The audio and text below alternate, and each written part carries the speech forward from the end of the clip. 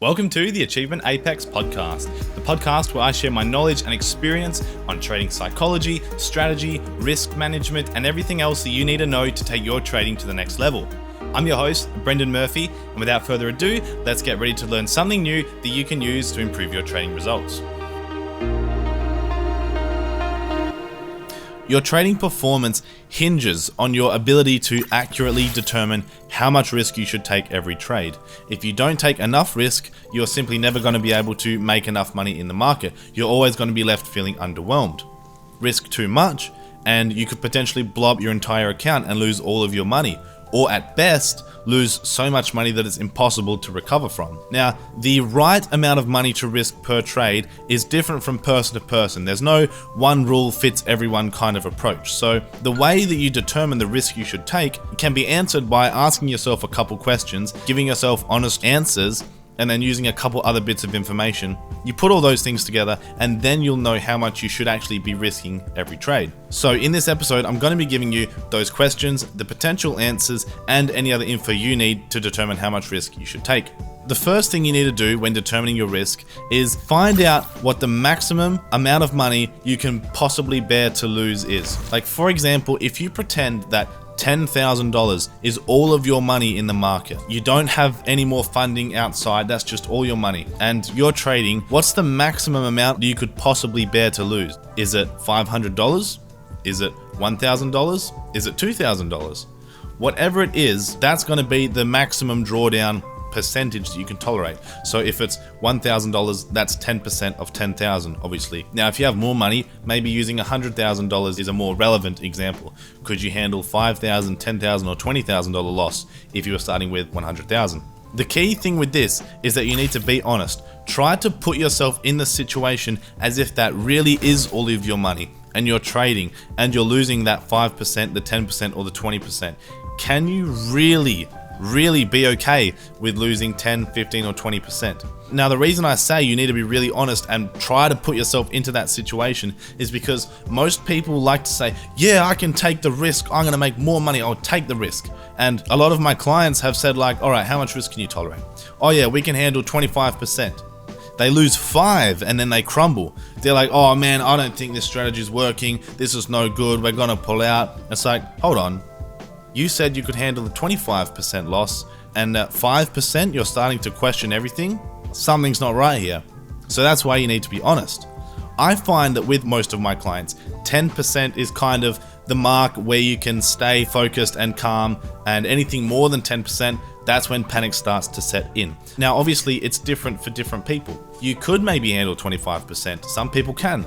Some people can't even handle 5%. So you need to put yourself into that position and really think about how much you could afford to lose. And whatever number you come up with here, that's what we'll call your maximum drawdown. So let's just say that 10% is the number. It's a nice, easy number, and it's a common number for a lot of people. If we say that 10% is the maximum drawdown you can tolerate, the next thing you need to determine is the amount you should risk per trade. Now, the amount that you should risk per trade can be pretty easily determined based on the win rate of your strategy.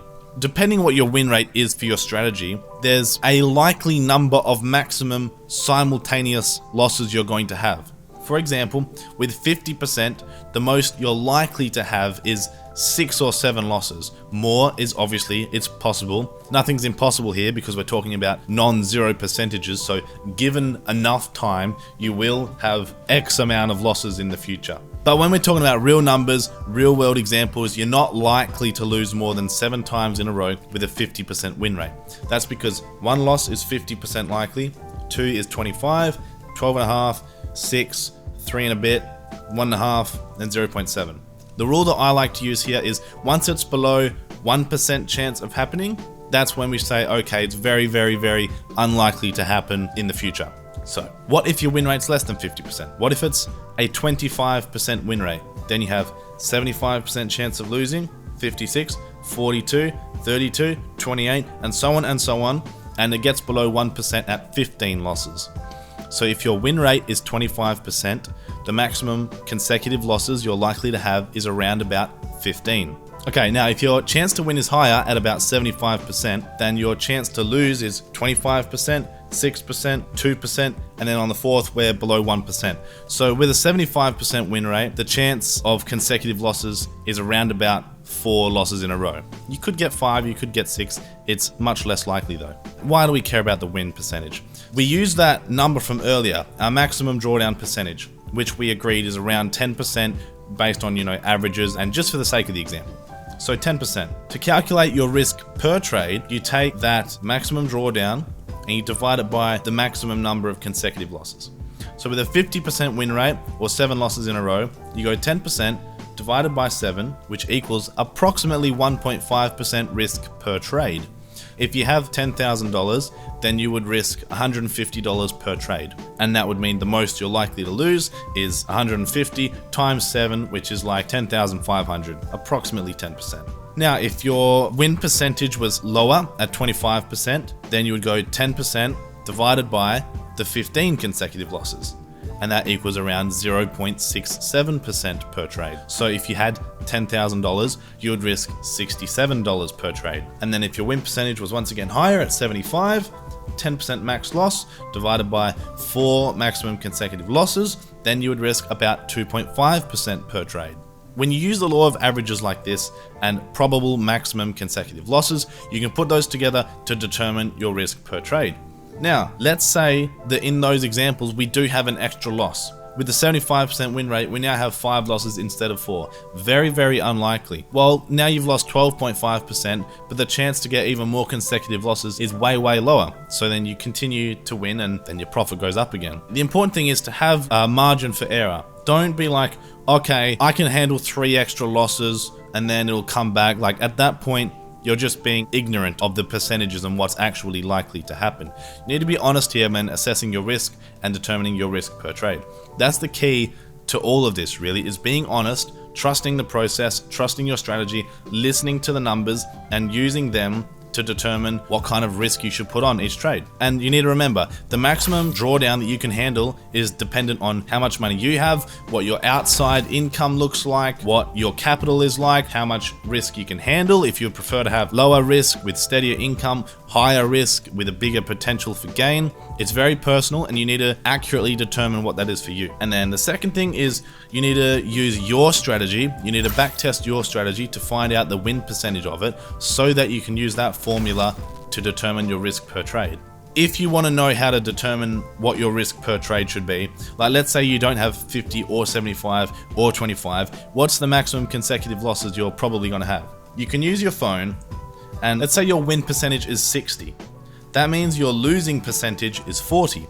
So you go 0.4, which is your loss percentage, so that's 1 loss, times 0.4, that's 2 losses, times 0.4, that's 3 losses. And currently with 3 losses, the chance is 0.064, which is 6.4%. So do it again, times 0.4, that's 2.5%, times 0.4, that's 1.02%. So then one more, 0.04, now we're below 1%. And that is 1, 2, 3, 4, 5, 6 losses in a row that you could probably have with a 60% win rate. And that's how you work it out. You just times it until you get below 1%, and that's your probable consecutive losses you're likely to have. I hope you found this lesson helpful. I hope it helps you determine how much you should risk per trade, and it helps you determine your maximum drawdown that you can handle. If you found it helpful and you have someone else that might find it helpful as well, please share it with them because that helps the channel, helps me grow. And if you want to check out what I do, you can head to www.theachievementapex.com, like and subscribe and comment, all the cool stuff, you know what to do. And I'll see you again in the next video. Bye bye.